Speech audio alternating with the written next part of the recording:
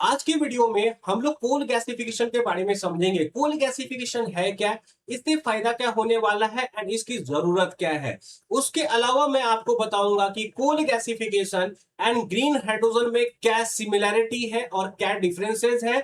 कौन short term के लिए अच्छा हो सकता है, कौन मीडियम टर्म के लिए अच्छा हो सकता है एंड कौन आपको फ्यूचर टर्म के लिए अच्छा हो सकता है, लॉन्ग टर्म के लिए। तो सबसे पहले हम लोग क्या समझते हैं कि आपको कोल गैसिफिकेशन प्रोसेस क्या है। तो सिंपल सा भाषा में समझा जाए तो कोयला को लिया जाएगा, स्टीम को लिया जाएगा, भाप को, देन आपको ऑक्सीजन या एयर में से कुछ लिया जाएगा एंड उसको क्या कराया जाएगा, आपको 1000 डिग्री सेंटीग्रेड पे पार्शियल ऑक्सीडेशन कराया जाएगा। एक प्रोसेस है, केमिकल प्रोसेस है एंड उस केमिकल प्रोसेस से आपको बहुत सारे गैसेस निकलेंगे जैसे hydrogen, carbon monoxide, carbon dioxide, methane, water, ये सब बहुत डिफरेंट डिफरेंट चीज निकलेगा। नाइट्रोजन भी निकलेगा, other impurity like hydrogen sulphide.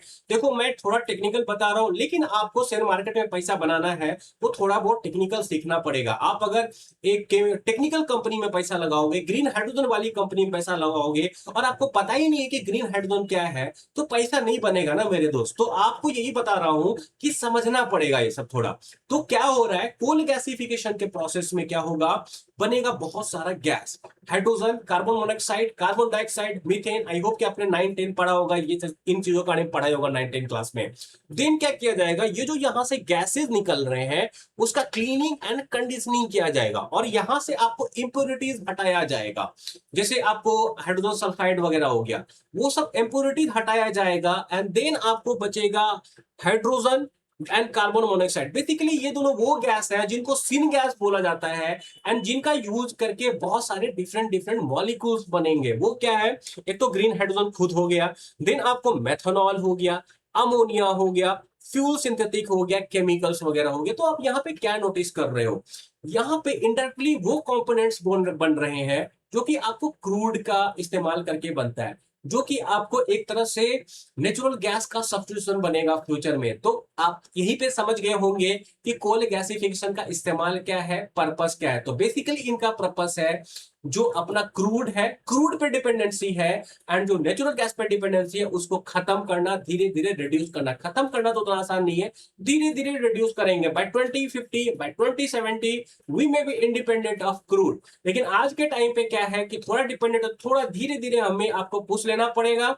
And यहां से आपको क्या पता चल रहा है कि ये सब एक तरह से ढूंढा जा रहा है क्रूड का सब्स्टिट्यूट। और हाँ, एक सबसे इंपॉर्टेंट बात क्या है कि ये जो आपको कोल को ऑक्सीडाइज कराया जाएगा, पार्शियल ऑक्सीडाइज कराया जाएगा, इससे डिफरेंट डिफरेंट तरह के गैसेस बनेंगे जैसे हाइड्रोजन हो गया, कार्बन मोनोऑक्साइड, कार्बन डाइऑक्साइड। तो ये इनके कंपोजिशन है और ये कंपोजिशन कोयला के टाइप टाइप पे भी वेरी करता है। तो नॉर्मली क्या है, हाइड्रोजन में आपको हाइड्रोजन जो निकलेगा H2, वो 25 से 30% निकलेगा। कार्बन मोनोऑक्साइड कितना निकलेगा, 30 से 60%। तो ये डिफरेंट डिफरेंट गैसेस के कंपोजिशन है एंड इन दोनों का यूज होगा बड़े बड़े मॉलिक्यूल्स बनाने के लिए, जो डिफरेंट डिफरेंट इंडस्ट्रीज में फीड किए जाएंगे as a feed stock.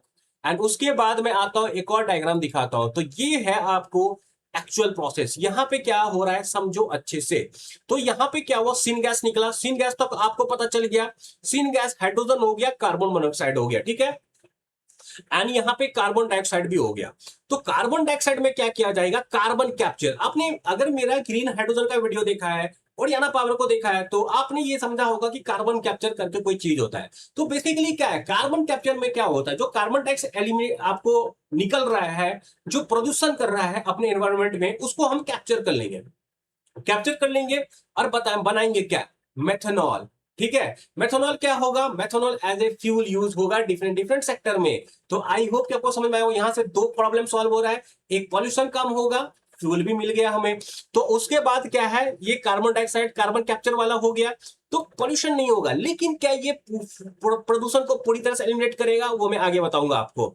Then hydrogen का क्या इस्तेमाल है, हाइड्रोजन का दो इस्तेमाल है। पहला एक इस्तेमाल है फाइबर बेस प्रोसेस यूज करके आपको अमोनिया बनाना एंड उसका फर्दर यूरिया बनाने के लिए इस्तेमाल करना, और वो यूज होगा एग्रीकल्चर एंड फर्टिलाइजर इंडस्ट्री में। देन दूसरा इस्तेमाल क्या है हाइड्रोजन का, फ्यूल सेल, आपको पता होगा ना फ्यूल सेल क्या है। फ्यूल सेल एक डिवाइस है जिसमें हाइड्रोजन जाता है, ऑक्सीजन जाता है, दोनों का रिएक्शन कराया जाता है और वहां से बहुत सारा एनर्जी निकल के आता है और वाटर निकल के आता है।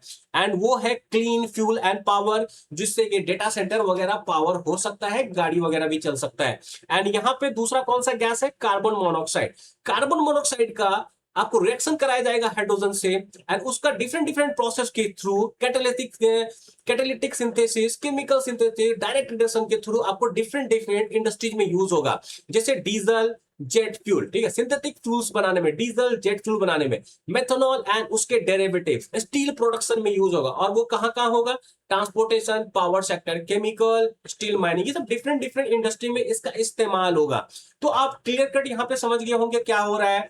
आपको कोल गैसिफिकेशन के थ्रू गैल का इस्तेमाल करके, कोल गैसिफिकेशन का इस्तेमाल करके डिफरेंट डिफरेंट गैसेस बनाए जा रहे हैं।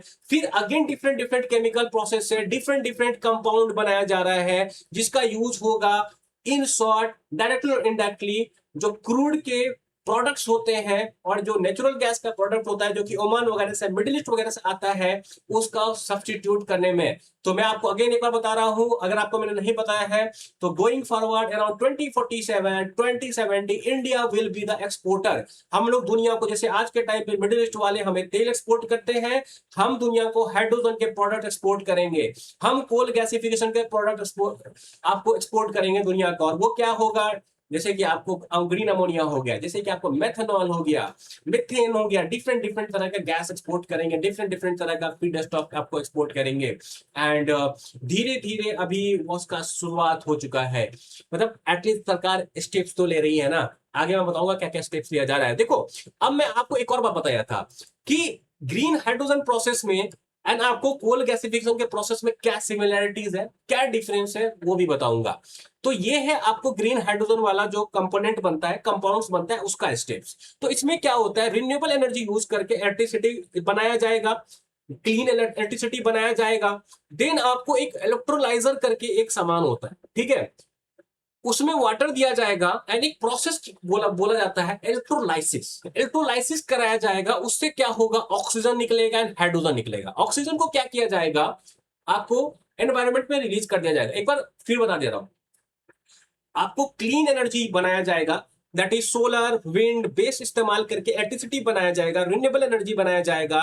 देन इलेक्ट्रोलाइजर करके एक आपको इलेक्ट्रोलाइजर करके आप एक सामान होगा, प्रोडक्ट होगा, मशीन होगा, उसमें डाला जाएगा पानी एंड उसमें इलेक्ट्रोलाइसिस करके एक रिएक्शन होगा जिसमें हाइड्रोजन ऑक्सीजन अलग होगा एंड वहां पे ऑक्सीजन को एनवायरमेंट में रिलीज कर दिया जाएगा एंड हाइड्रोजन का इस्तेमाल किया जाएगा अगेन डिफरेंट डिफरेंट प्रोडक्ट बनाने के लिए, जो कि इनडायरेक्टली और डायरेक्टली डिफरेंट डिफरेंट इंडस्ट्रीज को सर्व करेगी। जैसे हाइड्रोजन को रिएक्ट कराया जाएगा नाइट्रोजन से और बनाया जाएगा ग्रीन अमोनिया, जो कि एज ए फर्टिलाइजर यूज हो सकता है, यूरिया बनाने के लिए यूज हो सकता है।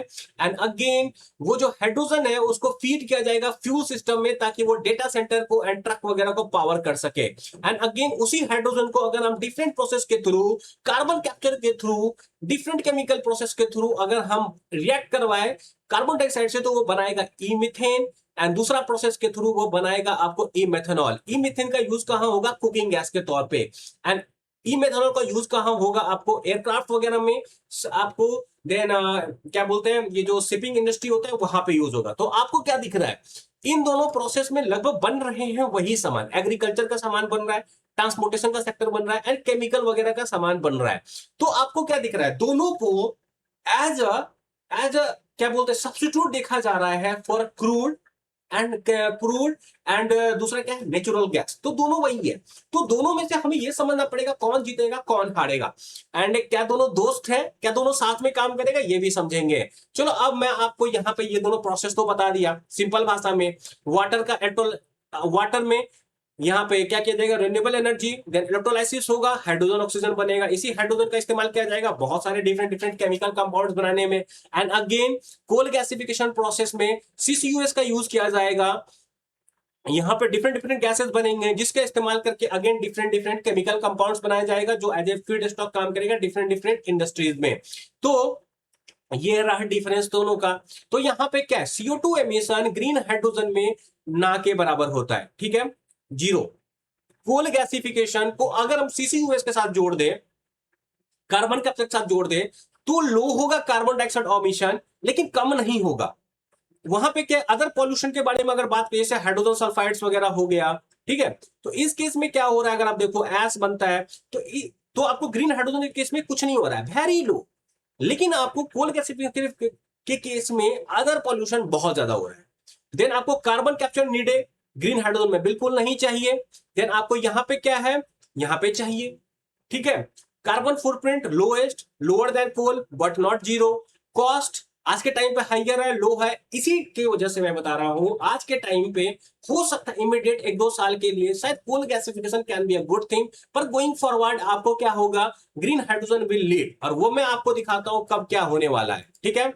तो ये क्या है, शॉर्ट टर्म में आपको क्या होगा, अगले 1-2 साल ऐसा हो सकता है कि coal gasification plus CCUS can be winner, पर ग्रीन हाइड्रोजन धीरे धीरे पिकअप करे। जैसे मीडियम टर्म 2030 के आसपास देखोगे, 2030 के आसपास देखोगे, तो ग्रीन हाइड्रोजन आपको अच्छे खासे काम में आने लगा। वैसे एक बात समझो, कोई भी सेक्टर बिना सरकार का सपोर्ट का नहीं चलता है। तो 2030 के आसपास अगर ग्रीन हाइड्रोजन इकोनॉमिकली फिजिबल होगी, ग्रीन हाइड्रोजन के प्रोडक्ट, तो उसके लिए काम 2028 से ही शुरू होगा। तो उसमें जो भी कंपनी आज के टाइम पे काम करी उसको ऑर्डर 2028 से ही मिलना शुरू होगा, या हो सकता है 2027 के एंड से मिलना शुरू हो जाए, या हो सकता है अगले 6 महीने के बाद मिलना शुरू हो जाए। क्योंकि एक बात समझो, सोलर भी पहले इकोनॉमिकली फिजिबल नहीं था, धीरे धीरे मॉड्यूल का प्राइस गिरा, धीरे धीरे टेक्नोलॉजी इवॉल्व हुआ, तो सोलर एनर्जी बनाना सस्ता हुआ, और आज के टाइम पे solar is one of the cheapest form of energy. और वो हुआ कैसे, सरकार के समर्थन से, सरकार वहां पे सपोर्ट करती है। तो वैसे ही ग्रीन हाइड्रोजन के केस में भी सरकार सपोर्ट करेगी, कोल गैसिफिकेशन के केस में भी सरकार सपोर्ट करेगी, लेकिन green hydrogen is a long term solution, तो ग्रीन हाइड्रोजन को अभी सरकार ज्यादा सपोर्ट करेगी, ठीक है। आई होप कि आपको ये समझ में आया होगा। तो शॉर्ट टर्म में अगर देखा जाए तो ग्रीन हाइड्रोजन आपको एक्सपेंसिव है, कोल गैसिफिकेशन विनर है। मीडियम टर्म में क्या होगा, आपको ये मोर और लेस दोनों कंपेरेबल बन जाएंगे, मे बी 29-30 के आसपास, एंड उसके बाद ग्रीन हाइड्रोजन एक तरफा विनर, और जो कंपनी आज के टाइम पे ग्रीन हाइड्रोजन में पहले है that can be the net winner. मैं कोल गैसिफिकेशन स्टॉक्स वगैरह के बारे में बताऊंगा, एंड जो सबसे बड़ा चीज है वो मैं आपको एक इंपॉर्टेंट चीज दिखा देता हूं। सरकार के बारे में समझते हैं, सरकार का फोकस कहां रहेगा। सरकार का फोकस जो है ना आपको, वो शॉर्ट टर्म में कहां जरूर हो सकता है, क्या बोलते हैं इसको, कोल गैसिफिकेशन पे, लेकिन लॉन्ग टर्म में हमेशा सरकार का फोकस रहेगा कहां, वो रहेगा ग्रीन हाइड्रोजन की तरफ। और सरकार अभी भी ग्रीन हाइड्रोजन की तरफ बहुत ही ज्यादा फोकस दे रही है, बहुत ही ज्यादा बता रहा हूं मैं, एंड धीरे धीरे वो बढ़ने ही वाला है। 2000 ऑलरेडी आप देख रहे होंगे, ओडियाना पावर जैसी कंपनी, एक्मे सोलर जैसी कंपनी को ऑर्डर्स मिल चुके हैं ग्रीन अमोनिया बनाने के, एंड ओडियाना पावर ने एक एमओयू साइन किया है महाराष्ट्र के गवर्नमेंट के साथ कि वो लोग 4500 करोड़ इन्वेस्ट करेंगे महाराष्ट्र में, और वहां पे बनाएंगे क्या, green ammonia and methanol, green methanol. तो आई होप कि आपको समझ में आया होगा। एक और चीज दिखा देता हूं, कौन कौन सी कंपनी है जो कि आपको इस कोल गैसिफिकेशन प्रोसेस की बेनिफिशियरी हो सकती है। तो थोड़ा समराइज कर देता हूं। तो यहां पे क्या है, कोल गैसिफिकेशन जो है शॉर्ट टर्म के लिए सॉल्यूशन हो सकता है, मीडियम टर्म में ग्रीन हाइड्रोजन कोल गैस में दोनों कंपैरिजन करेंगे, एंड लॉन्ग टर्म में ग्रीन हाइड्रोजन विल लीड, पर दोनों साथ में काम करेंगे। ये मत समझा कि कोल गैसिफिकेशन गायब हो जाएगा, धीरे धीरे हाइड्रोजन को बढ़ाया जाएगा, धीरे धीरे इसको घटाया जाएगा। एंड एक और चीज दिखा देता हूं, इसकी जरूरत क्या है, इसकी जरूरत क्या है, लिक्विफाइड नेचुरल गैस का, बेसिकली हर चीज को सब्स्टिट्यूट करने के लिए, अमोनिया, मिथेनॉल, जो भी चीज आज के टाइम के क्रूड से बनता है ना, इनडायरेक्टली और डायरेक्टली, या नेचुरल गैस का जहां पे इस्तेमाल होता है, उसको सब्स्टिट्यूट करने के लिए हम लोग कोल गैसिफिकेशन का इस्तेमाल करेंगे एंड ग्रीन हाइड्रोजन का इस्तेमाल करेंगे। आई होप कि आपको समझ में आया होगा। सरकार का क्या क्या सपोर्ट है, सरकार ने ऑलरेडी आपको 37,500 करोड़ का पॉलिसी ला दिया यहाँ पे सपोर्ट में। सरकार सबके सपोर्ट के बिना कुछ नहीं हो सकता। जैसे ग्रीन हाइड्रोजन में क्या है, 5 मिलियन मेट्रिक टन हम लोग ग्रीन हाइड्रोजन बनाएंगे, उसके प्रोडक्ट्स बनाएंगे, एंड अगेन ये सब डिफरेंट डिफरेंट आपको गोल है, देख लेना। एंड यहाँ पे क्या है, कुछ कॉर्पोरेट हुआ है, जैसे आज ही एक न्यूज आया है जिसकी वजह से मैंने सोचा कि कोल गैसिफिकेशन पे वीडियो तो बनता है। वो क्या है, रिलायंस ने बोला है कि हम लोग 2,73,000 करोड़ ह्यूज अमाउंट खर्चा करेंगे over a period of 30 years. इसका मतलब ये तो आपको दिख रहा है ना कि कोल गैसिफिकेशन टेक्नोलॉजी का इस्तेमाल होगा। सरकार चाहती है कि हम अब छुटकारा पाए।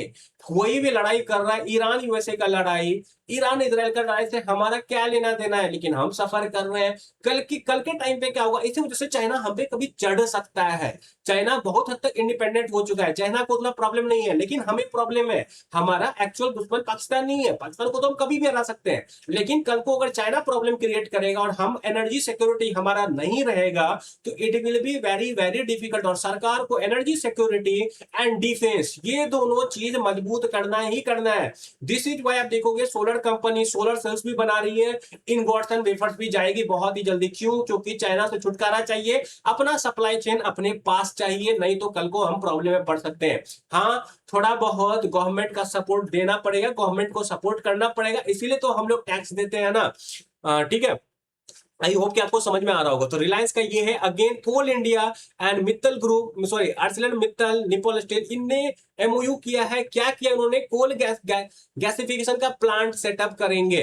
आई होप कि आपको समझ में बहुत एक्टिव है ये स्पेस भी आपको, एंड आपको समझ में आ रहा होगा जो मैंने समझाया। एंड अगेन रिसर्च करो, आप लोग भी करो, मैं भी करूंगा, अच्छी अपडेट मिलेगी तो मैं आपके साथ जरूर शेयर करूंगा।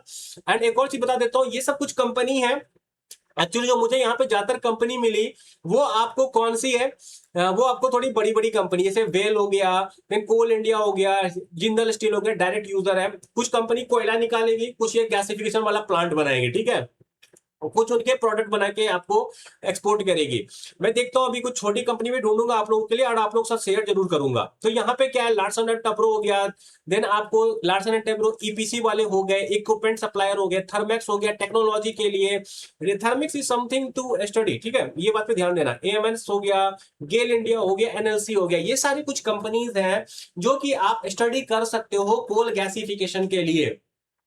पर if you ask me to choose one between both, तो वो है मेरा ग्रीन हाइड्रोजन। क्यों? क्योंकि यहाँ पे एक्सपोनेंशियल ग्रोथ होने वाला है, सरकार का ज्यादा बड़ा फोकस हमेशा ग्रीन हाइड्रोजन पे रहेगा, लेकिन मीडियम टर्म में यहाँ पे भी थोड़ा बहुत एक्सप्लोजन आ सकता है। तो यहाँ पे भी अगर हम छोटी कंपनी को ढूंढ ले तो हमारे लिए एक अच्छा मल्टी बैगर अपॉर्चुनिटी निकल के आ सकता है। आई होप कि आपको समझ में आया हो। एक बार फिर से बता देता हूं, कोल गैसिफिकेशन एक प्रोसेस है जिसमें कोयला को लिया जाता है, स्टीम को लिया जाता है, ऑक्सीजन और एयर को लिया जाता है, उसका गैसिफिकेशन किया जाता है, पार्शियल ऑक्सीडेशन कराया जाता है, 1000 डिग्री टेम्परेचर पे कराया जाता है, डिफरेंट डिफरेंट गैसेस बनते हैं, उसका कंडीशनिंग होता है जिससे निकलता है हाइड्रोजन एंड कार्बन मोनोऑक्साइड, जिसका इस्तेमाल करके बहुत सारे गैसेस बनते हैं, बहुत सारे कंपाउंड्स बनते हैं, जिसका इस्तेमाल होता है क्रूड के प्रोडक्ट को सब्स्टिट्यूट करने में एंड नेचुरल गैस को सब्स्टिट्यूट करने में। आई होप कि आपको समझ में आया हो।